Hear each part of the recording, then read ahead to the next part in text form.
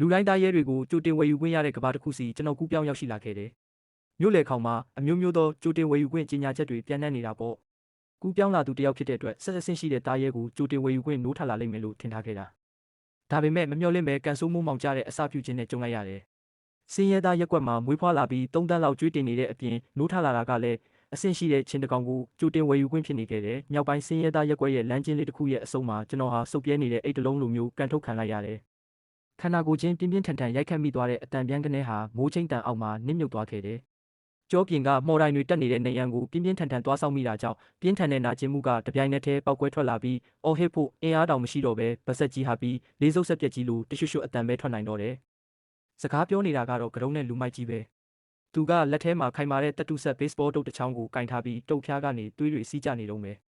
အဲ့ဒီကရုံးရဲ့အနောက်မှာတော့လူတရက်စာလောက်မြင့်တဲ့မြေကဘာအဆင့်တန်ချက်ကတောဝက်ရိုင်းတစ်ကောင်ကခွာနဲ့မြေကြီးကိုရက်နေပြီးသူ့ရဲ့နီရဲနေတဲ့မျက်လုံးသေးသေးလေးတွေနဲ့မြေပြင်ပေါ်မှာတွတ်လိန်နေတဲ့ကောင်လေးကိုစိုက်ကြည့်နေတယ်။ဒါကတော့မြောက်ပိုင်းမြေအောက်ငွေချေးကေဟာရဲ့ရွှေတစိမ့်လူမိုက်ဆောက်ဟုပဲ။ကျွန်တော်ကတော့အသက်18နှစ်ပဲရှိသေးပြီးမိဘနှစ်ပါးစလုံးကွယ်လွန်က3 တန်းလောက်ရှိတဲ့အတိုးကြီးစားကျွေးတွေကိုပခုံးထမ်းထားရတဲ့တကြောင်လုံးမှာအားအနည်းဆုံးလူတစ်ယောက်ပေါ့။ဆောက်ဟုကရှေ့ကိုရှောက်လာပြီးကျွန်တော်ရဲ့လက်ကောက်ဝတ်ကိုခြေထောက်နဲ့နင်းကအားပြင်းပြင်းနဲ့ဖိချေဖြစ်တယ်။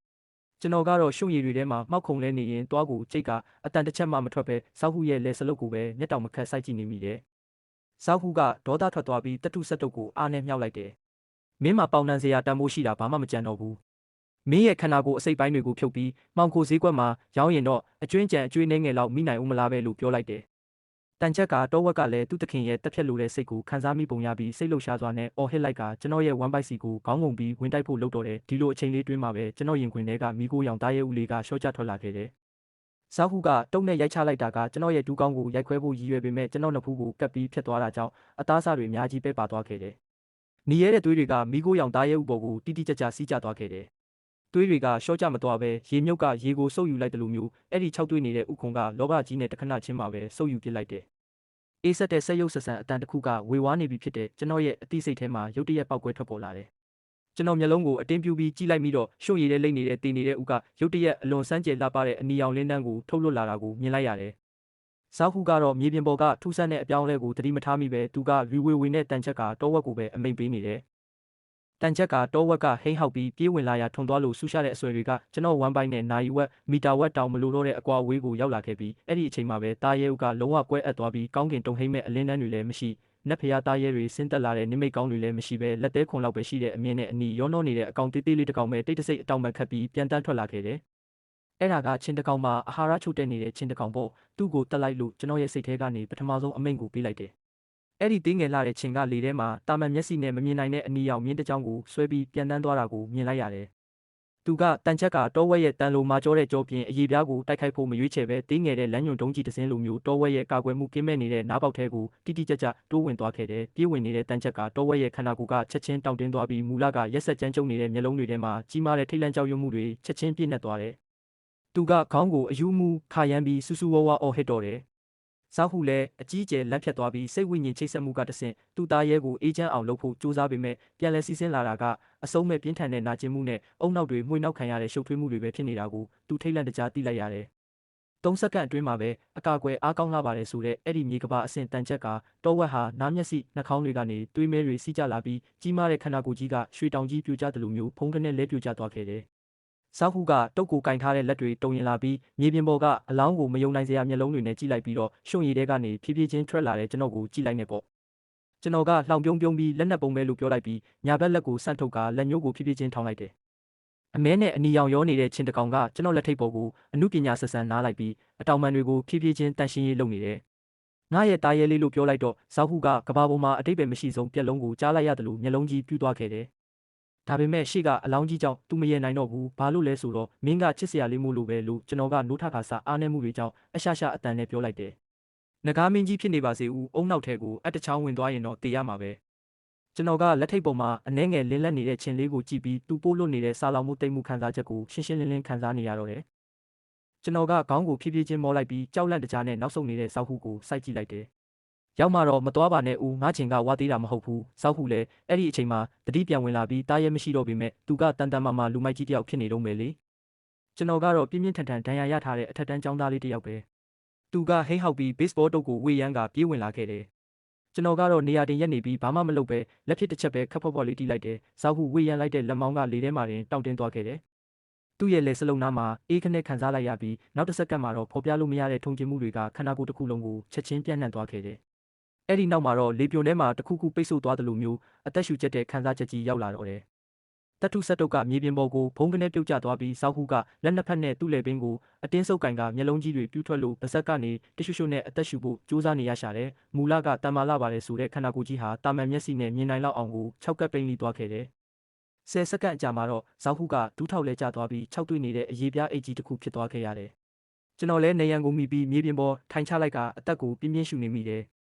လက်ထိပ်ပေါ်ပြန်တက်လာတဲ့ဝမ်ဘိုက်တစ်ခုလုံးညီရဲတောက်ပနေတဲ့ခြင်လေးကိုကြည့်ရင်ကျွန်တော်မှကြောက်ရွံ့မှုတွေမရှိဘဲယူသွတ်စွာရေမောလိုက်မိတယ်။ဒါကအာနာပဲ။ဒါကဘသူမျက်နှာမှကြည့်စရာမလိုဘသူကိုမှမီးနှံ့စရာမလိုတဲ့စစ်မှန်တဲ့အာနာပဲကျွန်တော်ကရှာကိုစမ်းထုတ်ပြီးနှက်ခမ်းထောင်းကမိုးရေနဲ့သွေးစတွေကိုလျှက်လိုက်ရင်မျက်လုံးတွေကတဖြည်းဖြည်းယူသွတ်လာခဲ့တယ်။ငါသာလုံလောက်အောင်တတ်နိုင်မယ်ဆိုရင်ချင်းတကောင်ဖြစ်နေပါစေဦးဒီကဘာပေါ်ကငကားတွေဖိနစ်တွေကိုငါရှိမှဒူးထောက်ပြီးဘိုးဘေးလို့ခေါ်ခိုင်းရမယ်။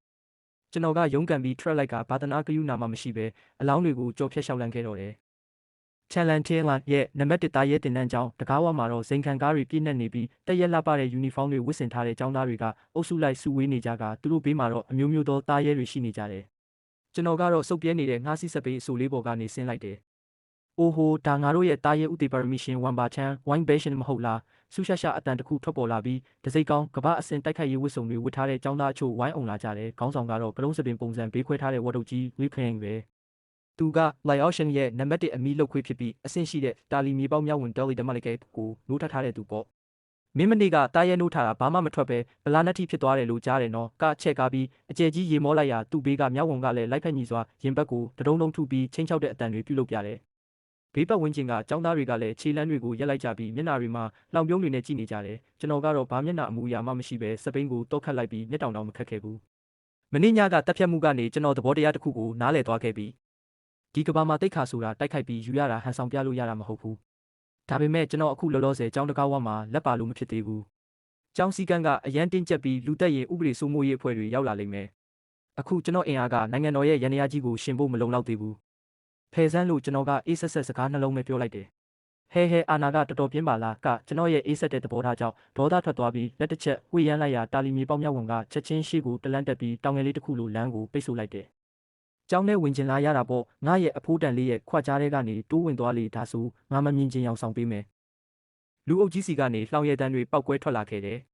ကျွန်တော်ခြေလမ်းကိုရက်လိုက်ပြီးခေါင်းကိုအနှဲငယ်မောက်ကအမြင့်2မီတာလောက်ရှိတဲ့အဲ့ဒီမြောက်ဝင်ကြီးကိုစိုက်ကြည့်လိုက်မိတယ်ကျွန်တော်ရဲ့ညာဘက်လက်ကအိတ်ကက်ထဲမှာရှိနေပြီးလက်ညှိုးကိုခပ်ဖွက်ဖွက်လေးပုတ်တက်နေမိတယ်ဒါကကျွန်တော်တိုက်ခိုက်တော့မယ်ဆိုရင်လှုပ်လေးရှိတဲ့အလေးချင်းပဲမိခိုးရောင်ချင်းလေးမင်ကြီးကကျွန်တော်ရဲ့အင်ဂျီလက်အောက်ခြေထဲမှာဝတ်နေရင်တခင်ဖြစ်သူရဲ့တက်ဖြတ်လိုတဲ့စိတ်ကိုခံစားမိပြီးစိတ်လှုပ်ရှားစွာနဲ့သူ့ရဲ့အဆွဲတွေကိုပုတ်တက်နေတယ်ကျွန်တော်ကမြောက်ဝင်ရဲ့မျက်လုံးနှလုံးကိုကန်းအောင်လုပ်ဖို့3စက္ကန့်ပဲ3ရမလားဒါမှမဟုတ်သူ့ခြေဖနှောင့်ကြောကိုဖျက်ပစ်ဖို့5စက္ကန့်3ရမလားဆိုတာတွက်ချက်နေတော့မှပဲအေးဆက်ပြီးမာနာကြီးတဲ့အတန်တစ်ခုကဒီပြက်လုံးကြီးကိုဖျက်တောက်လိုက်တယ်လမ်းမပိတ်နဲ့ငါးလမ်းကိုညစ်ပတ်တဲ့လူအုပ်ကြီးကချက်ချင်းငြိမ်သက်သွားပြီးလမ်းတစ်ခုကိုအလိုလျောက်ဖယ်ပေးလိုက်ကြတယ်။ပြန်တန်းနိုင်တဲ့စိန်ခံကားတစ်စီးကဖြည်းဖြည်းချင်းရပ်တန့်သွားပြီးကားတကားပွင့်လာကလူငယ်တစ်ယောက်ဆင်းလာခဲ့တယ်။သူ့ရဲ့ပခုံးပေါ်မှာတော့အဆင့်ရှိတဲ့သားရဲမြေအောက်ငကားပေါက်စနားနေတယ်။ကချက်ချင်းပဲဖားရတဲ့မျက်နှာထားနဲ့ပြောင်းလဲသွားပြီးအိုဟိုတခင်လေးလိုက်ကျွန်တော်ကကျောင်းတော်ကိုတိတ်ခါချနေတဲ့ဒီလူရုပ်မာကိုတခင်လေးအတွက်ဆုံးမပေးနေတာပါလို့ပြောလိုက်တယ်ကသူ့ပခုံးပေါ်ကငကားပေါက်စလေးကိုညှင်းသားစွာပုတ်တက်ရင်ချင်းသေးကလမ်းဘေးကခွေးလေးခွေးလွင်တွေကိုဂယုစိုက်လို့လားဒီနေ့ကကျောင်းသားတစ်တွေရဲ့စမ်းသပ်မှုနေပဲဒီလိုလူစားမျိုးအတွက်အင်အားမဖြုံးပါနဲ့တွားဆိုးလို့ပြောလိုက်တယ်။ပြောပြီးတာနဲ့သူကကျွန်တော်ဘေးကနေတက်တက်ဖြတ်လျှောက်သွားခဲ့တယ်။ကကျွန်တော်ကိုဒေါသတကြီးစိုက်ကြည့်ပြီးမင်းကန်ကောင်းသွားတဲ့မှတ်ပါညနေပိုင်းလက်တွေ့တိုက်ခိုက်မှုစစ်ဆေးခြင်းကြမှာအိတ်ထဲထည့်ပြီးဆုံးမပေးမယ်လို့ပြောခဲ့တယ်။လူအုပ်ကြီးလူစုကွဲသွားပြီးကျွန်တော်ကတော့နေရာမှာတင်ရက်နေရင်ရဲ့ကြောပြင်ကိုကြည့်ကနှုတ်ခမ်းတောက်မှာရက်ဆက်တဲ့အပြုံးတစ်ခုကိုဖန်တီးလိုက်မိတယ်။မင်းရဲ့ငကားကြီးကသွေးဆုပ်ခံရပြီးအလောင်း6ဖြစ်သွားတဲ့ခါကျရင်လဲမင်းရဲ့အဲ့ဒီမာနာကြီးမှုကိုထိန်းထားနိုင်ပါစေဦးလို့မျှော်လင့်ပါတယ်ချန်လန်ကျောင်းတော်ရဲ့နောက်ကျောတောင်စံတက်မှုနယ်မြေထဲမှာတော့အစစ်နေသားရဲရိုင်းတွေအများကြီးကိုမွေးမြူထားပြီးဒါကကျောင်းသားတစ်တွေလက်တွေ့လေ့ကျင့်ဖို့နဲ့သားရဲတွေကိုအစာကျွေးဖို့နေရာတစ်ခုပဲဖြစ်တယ်ပုံမှန်အားဖြင့်ကျောင်းသားတွေကအုပ်စုဖွဲ့ဝင်ကြပြီးဆရာတွေကစောင့်ရှောက်ပေးလေရှိပေမဲ့ကျွန်တော်ကတော့တယောက်တည်းလမ်းမကြီးကိုရှောင်းကအထူးထပ်ဆုံးတောအုပ်ထဲကိုတိုးဝင်ခဲ့တယ်ကျွန်တော်ဒီကိုလာတာရွေချက်တစ်ခုပဲရှိတယ်အင်အားတိုးချဲ့ဖို့ပဲစနစ်ရဲ့ဖဲနှုံကကျွန်တော်မျက်စိရှိမှပွင့်လာခဲ့တယ်။ Ancient One Bachan, One Bashan တားရဲ့မိကိုရောင်ချင်းမန်ကြီးစင်ကဲပြောင်းလဲမှုအမှတ် Revolution Points 60အမှတ်လက်ရှိတာဝန်ပထမဆုံးသော Inset အဖွဲ့ကိုတည်ထောင်ရန်လိုအပ်ချက်စင်ကဲပြောင်းလဲမှုအမှတ်100အဆင့်နှိပ်အသားစိမ်း9 10 ကီလိုဂရမ် ထွက်ခဲ့တော့မိခိုးရောင်ချင်းမိန်ကြီးကျွန်တော်ကလက်ကိုဆန့်ထုတ်လိုက်ရအမဲနဲ့အနီရောင်ရောနေတဲ့ချင်းလေးကတဝီဝီနဲ့ပြန်တန်းထွက်လာပြီးကျွန်တော်ကိုပျော်ရွှင်စွာပတ်ချလဲပြန်တန်းနေတယ်။သွားအဲ့ဒါမင်းရဲ့ဘူဖေး buffet စပွဲပဲကျွန်တော်ကရှေ့ကမြက်တော်ထဲမှာတတိတွေစားနေတဲ့လေလိုင်းယုံ wind running rabbit တကောင်စီကိုညွှန်ပြလိုက်တယ်။တာမန်ចောင်းသားတစ်တွေအတွက်တော့လေလိုင်းယုံကဖမ်းရခတ်ပါတယ်ဘာလို့လဲဆိုတော့သူတို့ကအယမ်းမြန်လို့ပဲ။ဒါပေမဲ့ချင်းလေးရဲ့စူပေါင်းမျက်စိခံဖာနိုင်အောက်မှာတော့အဲ့ဒီယုံရဲ့လှုပ်ရှားမှုတွေကလမ်းလျှောက်နေတယ်လို့မျိုးနှိကွေးလို့နေတယ်ဝုန်းခနဲ့အနီရောင်လင်းနဲ့တစ်ချက်လက်သွားပြီးလေလိုင်းယုံကနာရွက်ကိုတောင်ထောင်ဖို့အချိန်မရလိုက်ပဲလေပင်မှာနားခနဲ့ခံစားလိုက်ရတယ်။ချင်းလေးရဲ့တန်မာလာတဲ့အဆွဲကတခဏချင်းမှာပဲယုံရဲ့အရေးပြားကိုဖောက်ဝင်သွားပြီးထုံကျင်စေတဲ့အစိတ်တွေကိုထိုးထည့်လိုက်တာကြောင့်ယုံကတောင့်တင်းပြီးမလုံနိုင်တော့ဘူး။နာယီဝက်မိနစ်ဝက်အတွင်းမှာပဲဝါဖြိုးနေတဲ့ယုံကြီးကဖုံးခနဲ့လဲကျသွားခဲ့တယ်။အဆင့်အတရဝလေလိုင်းယုံရဲ့သွေးကိုစုပ်ယူပြီးစင်ကဲပြောင်းလဲမှုအမှတ်2ရရှိပါသည်နှေးလွန်းနဲ့ကျွန်တော်မျက်မှောင်ကျုပ်လိုက်မိတယ်ဒီလိုပဲဆက်စုပ်နေရဲ့ဖိအားကိုရှင်ဖို့ဘဲချိန်ထိစုပ်နေရမှာလဲစနစ်ရဲ့အတန်ကအချိန်ကိုက်ထွက်ပေါ်လာပြီးအင်ရှင်နေဖြစ်စင်ကဲပြောင်းလဲမှုအမှတ်50ကိုအသုံးပြု၍ခန္ဓာကိုယ်ခွဲထွက်ခြင်းစနစ် splitting function ကိုဖွင့်လှစ်နိုင်ပါသည်မိခိုးရောင်ခြင်းကမိခင်အဖြစ်ဆောင်ရွက်ပြီးပထမဆုံးသောအလုပ်သမားချင်း worker mouse squares တွေကိုမွေးဖွားပေးပါလိမ့်မယ်ဒါကမှကျွန်တော်ကြားချင်တဲ့စကားပဲကျွန်တော်ဘာမှမတွေးပဲခွဲထွက်ခြင်းစနစ်ကိုချက်ချင်းဖွင့်လိုက်တယ်ယုံလောင်းပေါ်မှာဝစ်နေတဲ့ချင်းလေးရဲ့ခန္ဓာကိုယ်ကရုတ်တရက်ပြင်းထန်စွာတုံရင်လာပြီးဝမ်ဘိုက်ကတာမန်မျက်စိနဲ့မြင်နိုင်လောက်အောင်ဖောင်းကားလာကအတန်ချိုးနဲ့အတူတာမန်ရင်ကောင်လောက်ပဲအရွယ်စားရှိပေမဲ့ဆူရှာတဲ့အဆွဲတွေပါရှိတဲ့အလုသမားချင်း30ကောင်ကဥခုံကိုခွဲပြီးထွက်လာခဲ့ကြတယ်။သူတို့ကမိခင်ချင်းလောက်မတန်ပါပေမဲ့အရေးအတွက်ပိုင်းမှာအားသာချက်ရှိတယ်။ကျွန်တော်ဘေးနားမှာပြန်တန်းနေတဲ့ချင်းဆက်တကောင်ကိုကြည့်ရင်ကျွန်တော်မျက်လုံးထဲမှာရီမန်းချက်တွေကတောက်လောင်လာခဲ့တယ်။ဒါကအစပြုခြင်းပဲရှိသေးတယ်။သွားကြဆန်းဒီတော့အုပ်ထဲမှာရှိတဲ့တက်ရှိမှန်သမျှအားလုံးကိုငါအတွက်၆ကတ်သွားအောင်တွေးဆုပ်ပြကြဆန်းလို့ကျွန်တော်ကလက်ကိုအားရပါရဝေရန်ပြီးအမိတ်ပေးလိုက်တော့တယ်။ဆဲတစင်သောဘုံကျဲလေရင်များနှင့် evolution အမှတ်များပောက်ကွဲခြင်းဆဲတကောင်သောခြင်းတွေဟာအဆင့်ရှိတဲ့ဘုံကျဲလေရင်ဆဲတစင်လိုမျိုးရက်တောင်ပုံစံဖြန့်ကျက်ပြီးတောအုပ်အနက်ပိုင်းစီကိုမြုပ်ဝင်သွားခဲ့တယ်။အဲ့ဒီအချိန်မှာပဲမူလာကစူညံနေတဲ့တောင်နောက်ကျောရဲ့အပြင်ဘက်နားမှာထူးဆန်းတဲ့တေချင်းတရားရဲ့ငြိမ်သက်ခြင်းကြီးဖုံးလွှမ်းသွားခဲ့ရတယ်မြေတွင်းထဲမှာပုံနေတဲ့လဲကျွတ်ပဲဖြစ်ဖြစ်တစ်ပင်ပေါ်မှာခွေနေတဲ့မွေစိမ့်ပဲဖြစ်ဖြစ်လမ်းကြုံလို့ဖြတ်သွားတဲ့တောဝက်ပဲဖြစ်ဖြစ်အားလုံးဟာကပ်ပေးကြီးနဲ့ရင်ဆိုင်လိုက်ရတာပဲတားရဲကြီးတွေအတွက်တော့ချင်းတကောင်ကရားယုံပဲရှိကောင်းရှိလိမ့်မယ်ဒါပေမဲ့ချင်း30ကောင်ကတပြိုင်နက်တည်းတိုက်ခိုက်ပြီးဆိုရင်တော့အဲ့ဒါကာကွယ်လို့မရတဲ့ညှဉ်းပန်းနှိပ်စက်မှုကြီးဖြစ်သွားပြီစင်ကဲပြောင်းလဲမှုအမှတ်1နှစ်ငါစနစ်ဖန်လုံးပေါ်ကကနန်းတွေဟာအယူမှုခုန်တက်လာခဲ့တယ်နိုင်ဝက်အကြာမှာတော့ကျွန်တော်ကကြောက်တုံးတုံးပေါ်မှာထိုင်နေပြီးခြေရင်းမှာတော့၆ကတ်နေတဲ့အစ်စ်နှိပ်သားရဲ့အလောင်းတွေတောင်းလို့ပုံနေပြီးကျွန်တော်ဘေးနားမှာဝိုင်းအောင်နေတဲ့ချင်းတက်မတော်ကြီးကတော့အစောပိုင်းကဆက်တကောင်ကနေအခုကောင်းရည်တဲ့အထိခွဲထွက်ပွားများသွားခဲ့ပြီးဒါကပိုးကောင်နှဲငယ်မဟုတ်တော့ပဲလူကိုဥယျာဉ်ပြားတွေထုံကျင်သွားစေလောက်တဲ့အနက်ရောင်မြူကိုတူကြီးတစ်ခုဖြစ်နေပြီးဒါကအင်းဆက်မျိုးနွယ်ရဲ့အကြောက်စရာအကောင်းဆုံးဆက်ရိုက်ပဲနှင်းပေါ်လုံးလိုက်တယ်လို့အင်အားစုဆောင်တာအသားစိမ်းတွေရှိနေတဲ့၍သူတို့ကအဆုံးမရှိတဲ့အိမ်မက်ဆိုးတွေပဲတော်ပြီးစနစ်ထဲမှာစုမိသွားတဲ့စင်ကဲပြောင်းလဲမှုအမှတ်900ကိုကြည့်ပြီးကျွန်တော်ကတက်ဖြတ်မှုကိုရပ်တန့်လိုက်တယ်။အရေးအတွက်ကလောလောဆယ်လုံလောက်ပြီးအခုလိုတာကအရေးသွေးပဲ။ကျွန်တော်ကမိခင်ချင်းမိကိုရောင်ချင်းမိန်ဟီကိုကြည့်လိုက်တယ်။အဆက်မပြတ်ခွဲထွက်ပွားများပြီးတဲ့နောက်မှာသူ့ရဲ့ခန္ဓာကိုယ်ကတပတ်စာလောက်ပိုကြီးလာခဲ့ပြီးစင်ကဲပြောင်းလဲမှုအမှတ်လုံလောက်မှုကိုစစ်ဆေးတွေ့ရှိရသဖြင့်ပထမအကြိမ်မျိုးနွယ်စုအဆင့်မြင့်တင်ခြင်းကိုပြုလုပ်မလား။စင်ကဲပြောင်းလဲမှုလမ်းကြောင်းသွေးအင်ပါယာချင်း blood and promo square တို့လိုအပ်သောပစ္စည်းအဆင့်1သားရဲရိုင်းရဲ့တွေးနှစ်တချို့အဆင့်1သားရဲရိုင်းလားကျွန်တော်မျက်မှောင်ကျုပ်လိုက်မိတယ်အပြင်ဘက်မှာအဆင့်ရှိတဲ့အကောင်သေးလေးတွေပဲရှိတာအဆင့်တလို့ချင်းရင်တော့အနက်ပိုင်းကိုတိုးဝင်ရလိမ့်မယ်အဲ့ဒီအချိန်မှာပဲတောအုပ်အနက်ပိုင်းကနေနားကွဲမတက်ဟိန်းဟောက်တန်တစ်ခုထွက်ပေါ်လာပြီးချက်ချင်းဆိုသလိုမိန်းကလေးတစ်ယောက်ရဲ့ဆူဆူဝါဝါအော်ဟစ်တန်ထွက်လာခဲ့တယ်ကဲကြပါဦးဗီဇပြောင်းတန်ချက်ကကြံကြီးဝါမော်ရီနိုဆော့စ်ပါတူတောင်းချမ်းနေလို့ပါကျွန်တော်စိတ်ထဲလှုပ်ရှားသွားခဲ့တယ်တန်ချက်ကကြံကြီးဆိုတာထုံးစံအတိုင်းအဆင့်တရဲ့အထုပ်ထိပ်သားရဲပဲအရေးပြားကထူပြီးအသားကမှတော့မိကိုရောင်ချင်းစင်ကဲပြောင်းလဲဖို့အတွက်အကောင်းဆုံးပစ္စည်းပဲပေါ့လူကယ်ဖို့ဆိုတာကတော့ကျွန်တော်ကလှောင်ပြုံးပြီးထရက်လိုက်တယ်အနောက်ကကောင်းရည်ရကနန်းရှိတဲ့အလုသမားချင်းတွေကအနက်ရောင်ဝေးယုံကြီးလိုမျိုးနောက်ကနေလိုက်ပါလာကြတယ်ကံကောင်းတာပဲပစ္စည်းကသူ့အလိုလိုအိမ်ပေါက်ဝအထိရောက်လာတာကိုကျွန်တော်ကအခြားဇက်လိုက်တွေလိုမျိုးကယ်တင်ရှင်လုပ်ဖို့အော်ဟစ်ပြီးပြေးမဝင်ခဲ့ဘူးအဲ့ဒီအစားစိတ်ရှိတဲ့မူဆိုးတယောက်လိုမျိုးစူညံတန်ထွက်ပေါ်ရာစီကိုတိတ်တဆိတ်ရှောက်လန်းသွားခဲ့တယ်ကျွန်တော်စောင့်နေတာကအဲ့ဒီကြံကြီးအင်အားကုန်ခါနီးအချိန်ကြာမှနောက်ဆုံးအသီးပွင့်ကိုသွားပြီးရိတ်သိမ်းဖို့ပဲတန်ချက်ကကြံကြီးကိုတက်ဖြတ်ခြင်းနဲ့ပထမဆုံးအဆင့်မြင့်တင်ခြင်းကဲကြပါဦးဘသူရှိလဲကဲကြပါဦးမိန်းကလေးကခြုံပုတ်တွေကိုတိုးဝေပြီးရိမ့်ထိုးပြေးလာခဲ့တယ်သူမနာမည်ကလင်ဝမ်အားလင်ဝါရတဲ့ချန်လန်ကျောင်းတော်ရဲ့နာမည်ကြီးကုသရေးပါရမီရှင်ပေါ့ပုံမှန်ဆိုလူတိုင်းရဲ့အသေးဆွဲဖြစ်ပေမဲ့အခုတော့မျက်ရည်တွေနဲ့ပုံပြက်ပန်းပြက်ဖြစ်နေရှာပြီသူမရဲ့အနောက်ကိုက်နှင်းငယ်အကွာမှာတော့တင်ကားတစ်စီးလောက်ကြီးတဲ့တန်ချက်ကကြံကြီးကအရှိန်ပြင်းပြင်းနဲ့ပြေးလိုက်လာနေတယ်အဲ့ဒီအဆင့်တဲ့အထုပ်ထိပ်သားရဲကြီးကအကြီးအကျယ်ဒေါသထွက်နေပုံရပြီးသူ့ရဲ့ညီရဲနေတဲ့မျက်လုံးတွေထဲမှာဖြက်စီးလိုတဲ့အာတီသားတွေတောက်လောင်နေတယ် လင်ဝမ်အားတယောက်မျောလင်းချက်မဲ့သွားခဲ့ပြီးသူမရဲ့သားရဲဖြစ်တဲ့ချစ်စရာကောင်းတဲ့အလင်းဆုံးလေး Light Elf ကတော့လွန်ခဲ့တဲ့3မိနစ်ကတည်းကကြံကြီးရဲ့ခြေထောက်အောက်မှာအသားညှက်ပေါင်မှုဖြစ်သွားခဲ့ပြီလေအခုတော့သူမဟာအံ့ဖွယ်တစ်ခုကိုပဲမျောလင်းနိုင်တော့တယ်တန်ချက်ကကြံကြီးကရုတ်တရက်အရှိန်မြင့်လိုက်တာကြောင့်အကွာအဝေးကချက်ချင်းနီးကပ်လာခဲ့ပြီးလင်ဝမ်အားလန်းချော်ကတရွက်ဆွေးတွေပြည့်နေတဲ့ရှင်ချင်းတွေကိုပြင်းပြင်းထန်ထန်လဲကျသွားခဲ့တယ်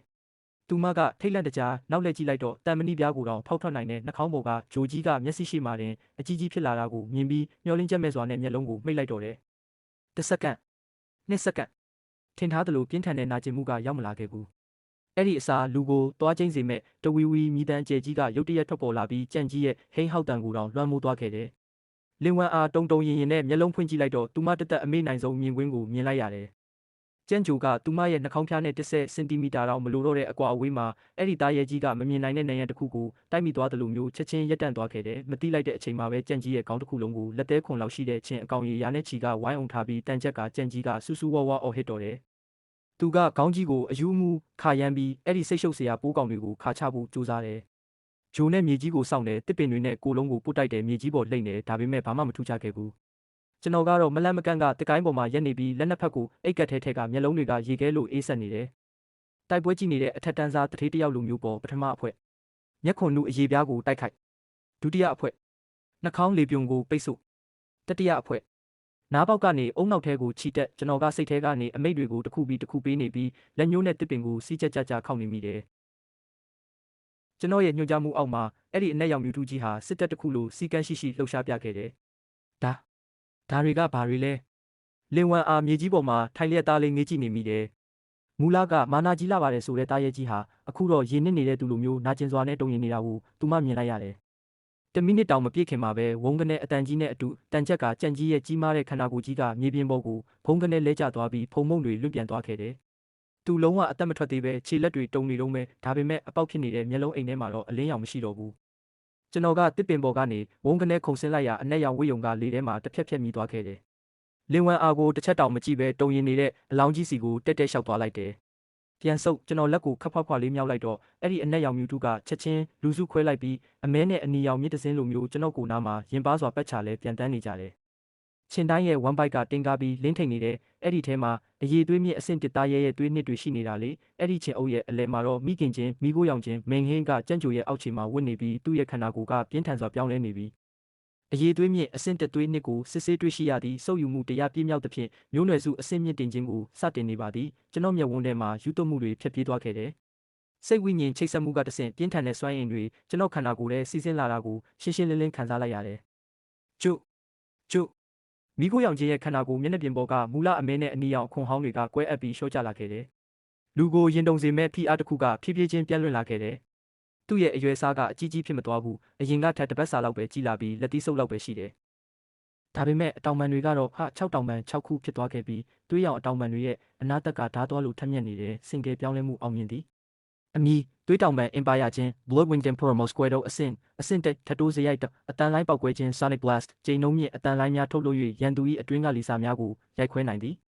ထတ်တိုးစရိုက်နှင့်သွေးပုံဆောင်ခဲတန်ချက်က Blood Crystal Armor ကာကွယ်ရေးစွမ်းအားအစမတန်မြင့်တက်လာပြီးတာမန်မီးနှင့်ရုပ်ပိုင်းဆိုင်ရာတိုက်ခိုက်မှုများကိုခုခံနိုင်သည်ထတ်တိုးစွမ်းရည်တဟဇာတာ Orion Unihalo ထိန်းချုပ်နိုင်သောအောက်ခြေအင်းဆက်အရေးအတွက်အမြင့်ဆုံးကို1000အထိမြင့်တင်နိုင်သည်လှလိုက်တာကျွန်တော်လက်ကိုဆန့်ထုတ်လိုက်တော့ပရမများနဲ့ထုစစ်ထားသလိုမျိုးနီရဲတောက်ပနေတဲ့အင်ပါယာချင်းကကျွန်တော်လက်ဖွားပေါ်ကိုအမှုပညာဆက်ဆံလာလိုက်တယ်အဲ့ဒီအချိန်ကျမှအနောက်ကလင်ဝမ်အားလဲတတိဝင်လာပြီးရုန်းကန်ပြီး track ကကျွန်တော်ကြောပြင်ကိုမယုံနိုင်စရာမျက်လုံးတွေနဲ့ကြည့်ပြီးမေးလိုက်တယ်ဝမ်မာချန်မင်းလားသူမကဒီเจ้าဝစ်စုံစုပ်ကိုမှတ်မိတယ်လို့တကြောင်လုံးသိတဲ့ဒီအမိုက်ကောင်ကိုလည်းမှတ်မိတာကိုကျွန်တော်ဖြည်းဖြည်းချင်းလှည့်ကြည့်လိုက်တယ်မျက်လုံးတွေထဲမှာလူကယ်ပြီးရင်ထားလေးရှိတဲ့ဂယုဆိုင်မှုတွေမရှိဘဲပစ္စည်းတစ်ခုကိုစစ်ဆေးနေတယ်လို့မျိုးအေးဆက်ဆက်အကြည့်ပဲရှိတယ်